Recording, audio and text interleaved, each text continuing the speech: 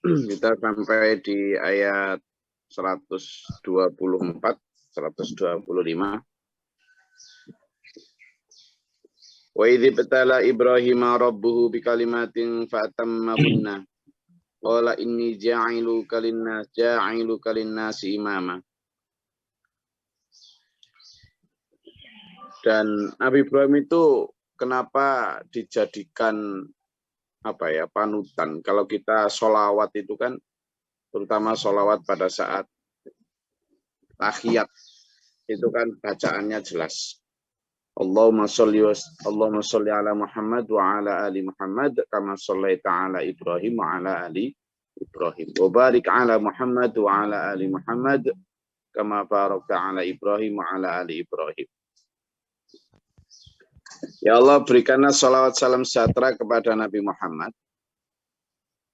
dan ahli keluarga Nabi Muhammad sebagaimana engkau telah beri salawat kepada Nabi Ibrahim dan ahli keluarga Nabi Ibrahim, dan berikanlah barokah kepada Nabi Muhammad SAW dan ahli keluarganya sebagaimana engkau telah berikan keberkahan atau barokah kepada Nabi Ibrahim dan ahli keluarganya.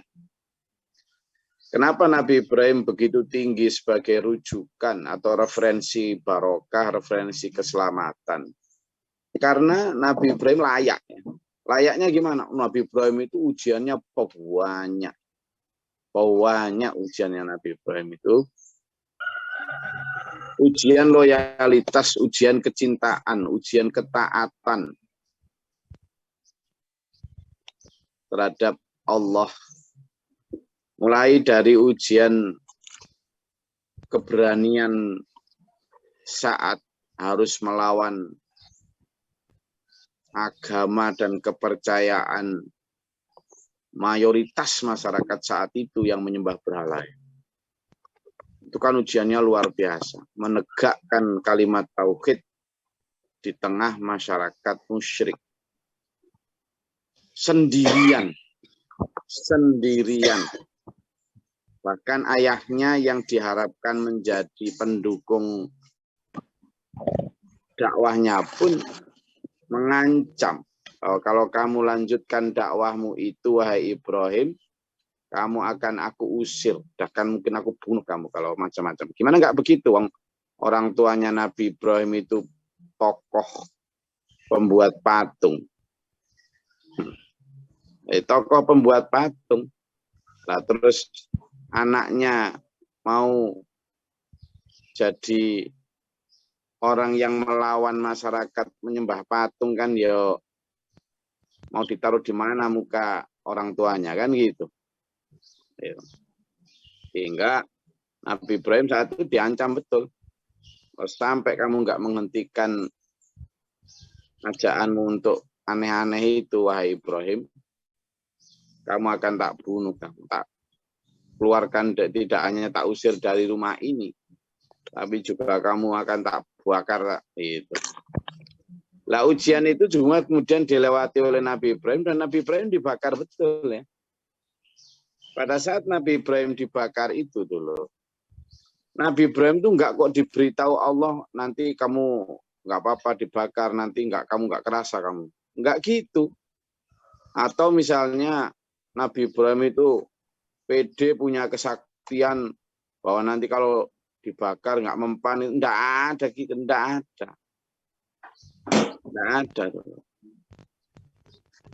Jadi nggak ada yang memberikan garansi bahwa nanti kalau dibakar itu pasti akan selamat, tidak ada. Sehingga Nabi Ibrahim diikat lalu menuju ke tempat pembakaran yang disiapkan, kayu bakar besar itu. Nabi Ibrahim ya wis dengan penuh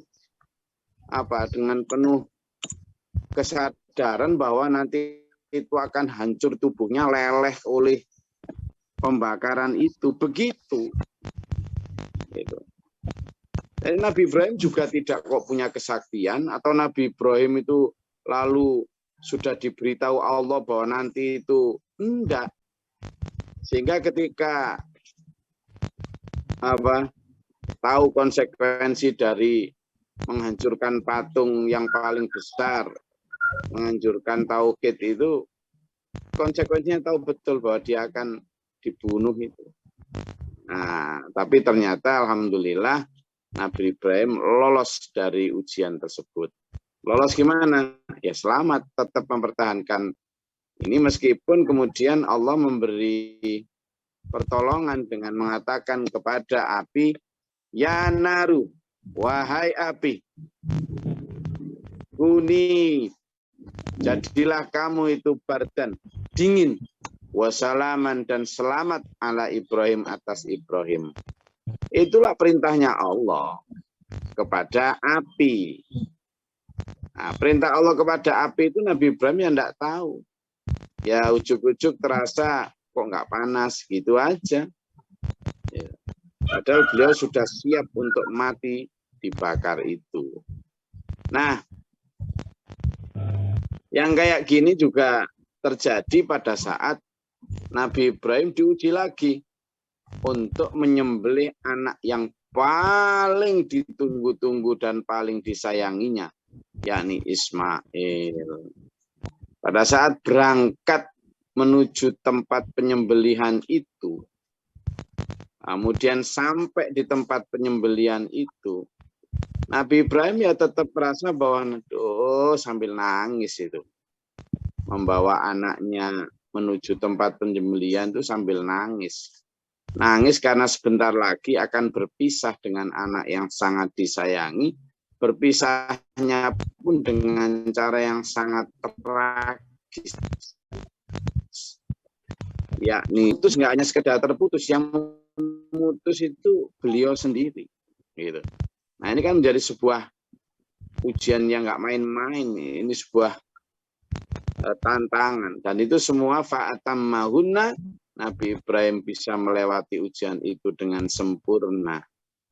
Tetap. Nah, sehingga Nabi Ibrahim juga sama ketika mau menyembelih, begitu sudah dibaringkan di atas batu, lalu goloknya Nabi Ibrahim mulai menyentuh lehernya Nabi Ismail. Pada saat itu sambil memalingkan muka, atau enggak tega melihat mukanya Nabi Ismail, sambil memalingkan muka Nabi Ibrahim, Allahu Akbar, Allahu Akbar, Allahu Akbar. Srok, srok, srok. Itu ya beliau merasa sedang gorok putranya. Nangis Nabi Ibrahim itu. Gitu loh. Nangis. Jadi sambil merasa beliau sedang gorok putranya. Krok, krok, krok. Darah mengalir kerasa dari itu, merasa begitu. Nah, begitu selesai baru kemudian beliau membuka matanya, ternyata di sampingnya ada anaknya. Beliau baru menoleh putranya yang digorok itu, ternyata sudah digantikan Allah dengan apa? Domba atau kambing. Gitu loh. Melewati ujian itu sudah. Nah, banyak lagi ujian lagi, termasuk ketika harus menghadapi Raja Namrud dan seterusnya. Nah, semua keberhasilan itulah yang membuat kemudian Nabi Ibrahim itu dijadikan imaman tadi, linnasi imaman. Linnasi imaman. Nah, itu yang kemudian satu di antara kelebihan Nabi Ibrahim yang kemudian masuk di dalam jajaran ulul azmi atau kelompok elit para nabi yang sudah terbukti kesabaran dan keberhasilannya di dalam berdakwah. Itu makanya kemudian inni ja'iluka linnasi imama, kami menjadikan kamu wahai Ibrahim sebagai imam manusia. Ya saat itu ya, seluruh alam saat itu. Gitu.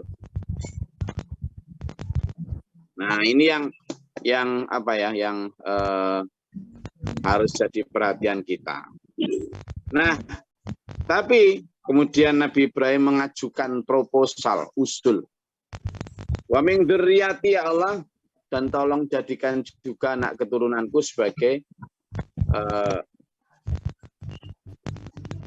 pemimpin-pemimpin juga ya Allah, sebagai rasul-rasul juga ya Allah.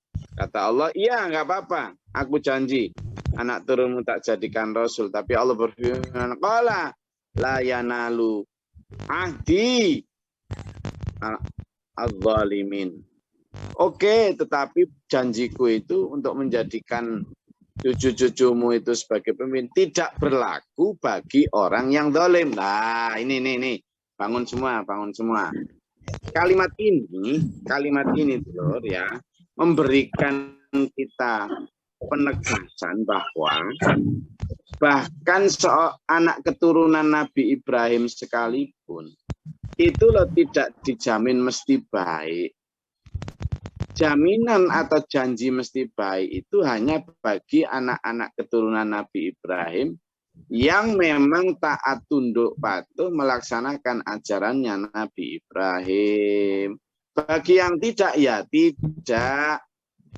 Maka sama anak keturunan Nabi siapapun itu punya hukum yang sama.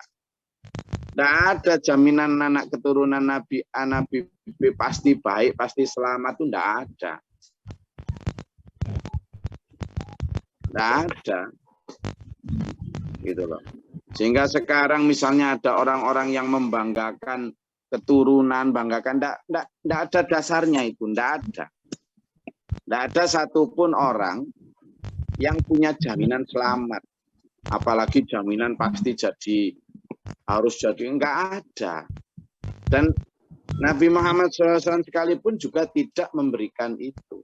Tidak memberikan jaminan itu. Gitu loh. Sehingga ini harusnya menjadi semacam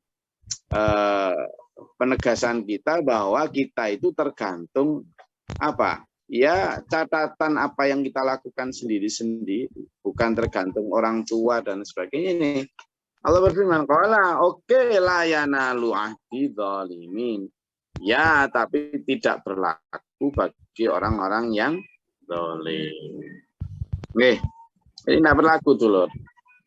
Makanya kalau ada sekarang orang-orang yang membanggakan keturunan, membanggakan nasab, entah nasabnya nabi, nasabnya wali, nasabnya apa saja, tidak ada hubungannya. Tidak ada. Yaitu menjadi modal baik, modal yang hebat, tetapi kalau modal itu tidak ini, ya modalnya habis malah bangkrut. Artinya apa? Menjadi keturunan nabi, wali, atau siapapun, itu modal yang luar biasa untuk menjadi baik.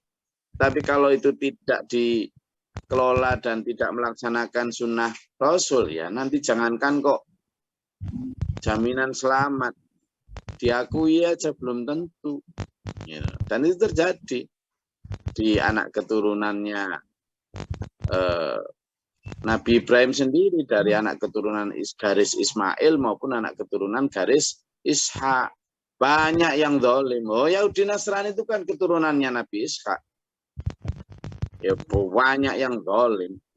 Banyak. Ya. Jadi tidak ada jaminan. Tidak ada kultus terhadap nasab. Dalam Islam itu tidak ada. Bahkan nasab Rasulullah sendiri pun ya tidak ada jaminan. Ya buktinya sekarang ya begitu. Gitu. Jadi tidak bisa itu dijadikan. Wa idh ja'alnal baita masabatan linnasi wa amnan, dan kami telah jadikan juga Baitul Mukarram atau Ka'bah itu sebagai masabatan linnasi, tempat berkumpul atau ziarahnya seluruh manusia dan tempat yang aman. Ya memang akhirnya pusat ziarah kita itu adalah di Ka'bah. Makanya sebenarnya Ka'bah itu haji itu sisi utamanya adalah fungsi ziarah, misi ziarah, berkunjung, silaturahmi. Ya. Makanya di sini ada juga wattakhidhu min maqami Ibrahim musalla. Dan jadikanlah tempat dulu Nabi Ibrahim berpijak itu batu tempat beliau naik untuk membetulkan bangunan Ka'bah yang sempat rusak oleh banjir itu. Di situ jadikanlah tempat sebagai sholat. Jadi makom Ibrahim itu ada di sebelah sisi mana ya, pojok kiri gitu loh. Di luar Ka'bah dia ditutupi kayak pocong gitu, lonjong ke atas. Jadi makom Ibrahim ini bukan kok makam kuburan Ibrahim, bukan ya. Makom itu tempat Ibrahim, tempat apa? Tempat dulu Nabi Ibrahim bersama Nabi Ismail merenovasi atau memperbaiki Ka'bah. Nah, itu ada satu tempat yang dipakai Nabi Ibrahim untuk tatakan, untuk membawa material ke atas itu. Nah, itu yang disebut maqami Ibrahim. Wahidna ila Ibrahim wa Ismail antahira, dan kami juga perintahkan kepada Ibrahim dan Ismail antahira, untuk bersihkanlah. Bersihkanlah ini ada dua ya. Ada dua makna. Bersihkanlah dari sisi hukum toharo atau kesucian, biar bersih dari segala macam jenis kotoran. Juga bersihkanlah dari apa? Dari segala macam patung, dari segala macam berhala. Dibersihkan dari sisi ini apa? Rohaninya, dari sisi spiritnya, dari sisi keimanannya. Ya, zaman dulu juga sudah ada yang mencoba untuk membuat kemusyrikan di sana. Maka Nabi Ibrahim dan Nabi Ismail diperintahkan Allah untuk antahira baitia. Tolong bersihkan rumahku itu, wahai Ibrahim. Biar apa? Nanti pas dan sudah layak dipakai untuk orang-orang yang litaifin, untuk orang-orang yang tawaf, wal akifin, untuk orang-orang yang i'tikaf, warruk.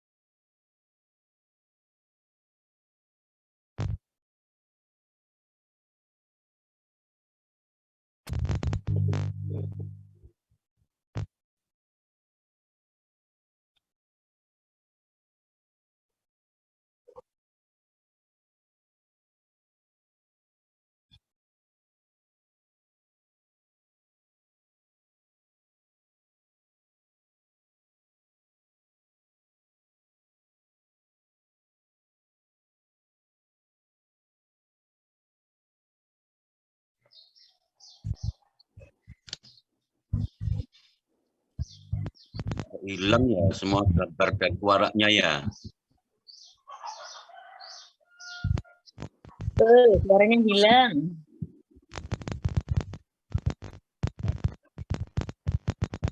Kayaknya Gus Glory bariskan bantuan saya.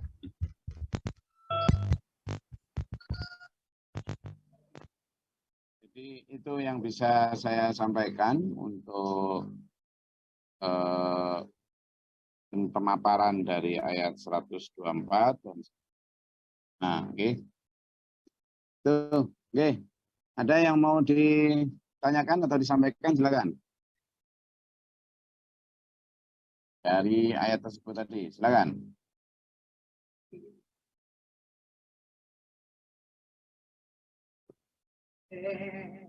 Ada?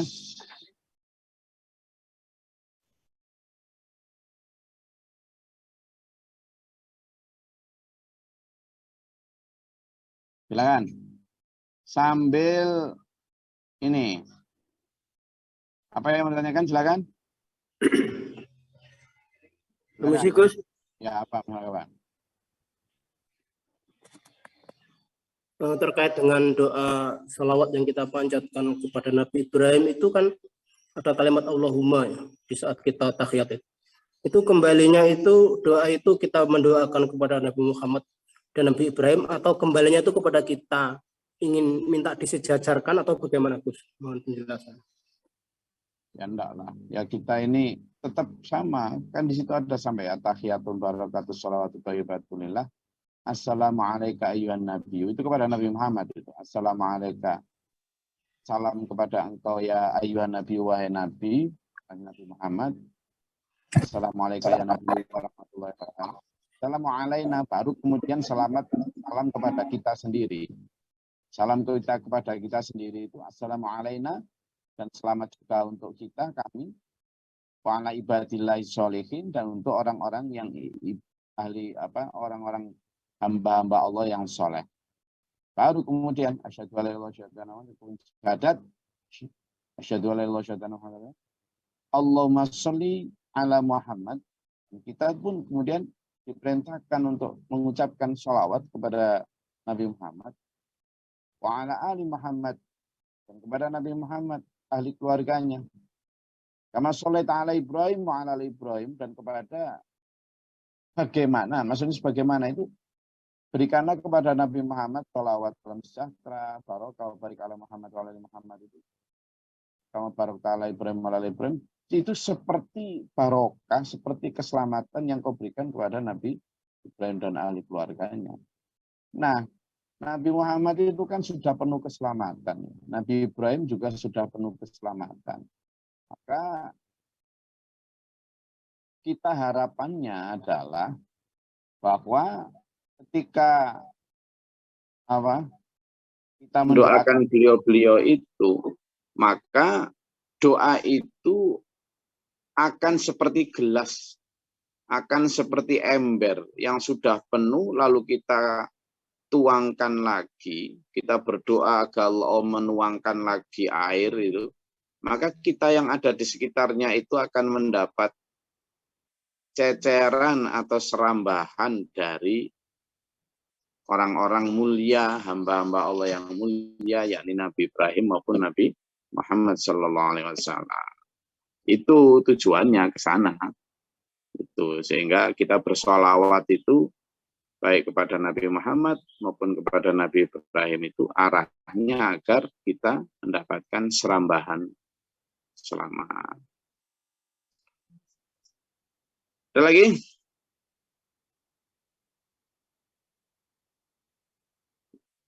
Oke, kalau tidak ada, tolong sekarang dibuka. Izin Gus Glory sebelum buka ketupat. Buka ketupatnya. Izin Gus Glory. Mohon doanya Gus Glory sama dulur-dulur. Pak Pratolo yang dosen UNUD dulu yang ngaji sama kita itu beberapa hari yang lalu kecelakaan Gus. Sekarang masih ada di UGD. Mudah-mudahan diberi kesabaran. Mohon. Menikah. Allah memberikan kebaikan, kesehatan segera.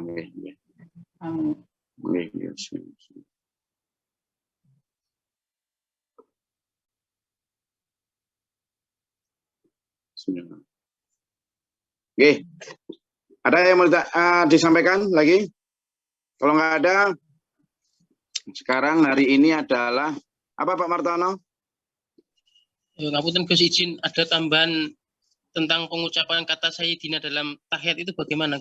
Sudah saya sampaikan kemarin itu ya. Jadi kalau kita dalam sholawat ya seperti yang diajarkan aja. Beberapa waktu lalu sudah saya sampaikan ya. Jadi kita sesuai apa adanya aja. Monggo, mana? Coba dibuka kameranya semua. Saya juga punya. Nah, kita bahas ketupat sekarang. Kita bahas ketupat. Mana ketupatnya? Kalimantan Barat. Bagus. Mas, Kak ngurus Kalimantan Barat kalau nggak punya. Pokoknya yang punya. Ayo, mana? Gus. Anda Gus. Mana ketupatnya? Coba nyalain semua kameranya. Sesuai janji sepekan yang lalu. Yang nggak punya ketupat kayak Pak Majukan nggak berhak ngomong. Ayo. Ada yang punya ketupat?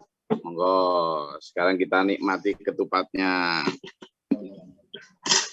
Ada yang punya model gini? Nah. Itu lepet ya, Gus. Ini lepet. Kalau yang ini ketupat. Nah, kalau yang ini ketupat. Nggak tahu ini ada pisang pisaunya enggak ini. Dulu ada yang model cekikrek ya. Tahu cekikrek sampean? Cekikrek. Nah, itu bagus tuh, milik siapa itu? Monggo, kita nikmati sambil mungkin kalau ada pertanyaan lebih lanjut silakan. Monggo. Anggap kita ngobrol sambil buka puasa Syawal. Silakan. Kalau ada yang sambil menyampaikan sesuatu. Kalau di Bondowoso itu pakai lontong, Gus. Oh, ada juga sini lontong. Ada juga. Ada juga Bu Rahma. Ada. Kemarin sih mana? Milik sampean mana? Milik sampean mana? Tunjukkan kemarin sini ayo. Dibagi-bagi ke tetangga. Sekarang karena beberapa hari saya udzur puasa, kurang sehat. Jadi sekarang masih puasa, Gus. Wah, tak iming-iming sampean. Hari terakhir insya Allah. Ini yang sudah buka puasa hari ini. Mana coba lagi lihat. Mana ketupat yang paling bagus. Saya izin makan ya, biar sampean juga enggak ini untuk makan. Ayo Mas Yoyo, mana Mas Yoyo? Gus yang dia Gus, hanya hitam.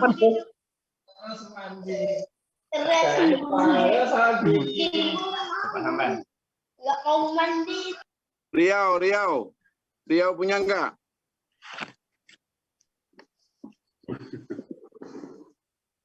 Yang lontong kayak gini, Bu Rahma. Nebeng Mas Wahyu. Wahyu. Ada, Bu. Mas Wahyu lagi di Madiun ya? Iya, Gus. Nebeng. Balik Dol Kalimantan, coba mana?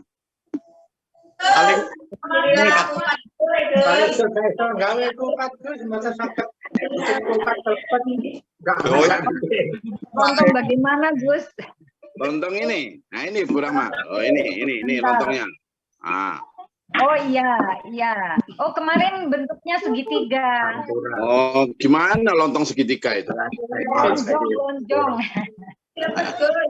Nah, saya ada model 2-3 ini. Ketupat, lontong, sama lepet. Punya saya ada mereknya nih, Gus. Minta izin, Gus. Saya mau tanya nih. Yang milik siapa ada mereknya? Wes nggak ada tanya-tanyaan ini loh, makan ini dulu. Ini. Nah, itu ada mereknya itu apa itu? Ini khusus nih, Gus. Campur sama ini. Ada opornya. Oh. Ada opornya ini. Junegoro ada opornya enggak? Sama serawut. Nah, ini opor sama serawut. Mana bilik sampean? Peta. Serawut. Si Kalimantan Barat nggak boleh ikut ngomong. Nggak punya kok. Ada Gus. Balik dul mana? Balik dul nggak bisa bikin kupat. Malu-maluin. Pengusaha sukses kok. Bikin ketupat aja nggak bisa itu loh. Bikin ketupat nggak bisa. Nggak pernah. Aku jangan takut. Oke. Saya rasa itu dulurnya kajian kita pada pagi hari ini. Semoga bermanfaat dan berfaedah. Insya Allah kita lanjutkan besok pagi. Dan monggo dinikmati lepetnya dengan bersyukur. Alhamdulillah. Karena kita hari ini, alhamdulillah bagi yang sehat sudah menyelesaikan puasa kafatan, yakni puasa Syawal. Semoga puasa Syawal kita diterima Allah SWT, diterima sebagai kesempurnaan puasa hampir setahun penuh dan menjadi catatan tabungan kita di akhirat nanti. Semoga Allah merahmati kita, menuntun kita dalam siratal mustaqim ila akhir hayat husnul khatimah. Amin. Allahumma sholli wa sallim barik ala sayyidina Muhammad. Allahumma fil mu'minin wal mu'minat wal muslimin wal muslimat wal astaghfirullahaladzim. Allahumma atina fi man hadait wa afina fi man afait wa man tarid wa barik lana fi ma atait wa qina syarra ma qadait fa innaka taqdi wa la yudhillu alayka wa inna la yudhillu man la tansa. Barak sarafana wa ta'ala alhamdulillah ma qadaita astaghfiruka wa atubu ilaika. Allahumma da'ana al-bala wa qadal hasbina sinu syaitan jengkupat rabbana najib walina astagfirna min qawmi dhalimin rabbana la taj'alna fi qawmi dhalimin Allahumma rahmatana ya Allah rabbana amana faktubna ma syahidin rabbana la tuzigh qulubana ba'da idh hadaytana wa hab rabbana waj'alna muslimin laka wa min dhurriyyatina muslimin lak wa arina manasikana tub alaina innaka tawwabur rahim rabbana atina fid dunya hasanatan wa fil akhirati hasanatan wa qina adzabannar Allahumma tahayna baba sama berahmatika Allahumma anzil alaina rahmatan bi taqaddul amtar wa tatarahil asar wa tatar min bihar bi baqa ilahi wa sabar bi rahmatika arhamar rahimin hamna rabbana atina fid dunya hasanah fil akhirati hasanah wa qina adzabannar rabbana taqabbal du'a subhana rabbika rabbil izzati amma yasifun wa salamun alal mursalin alhamdulillahi rabbil alamin. Wassalamualaikum warahmatullahi wabarakatuh. Waalaikumsalam. Warahmatullahi wabarakatuh.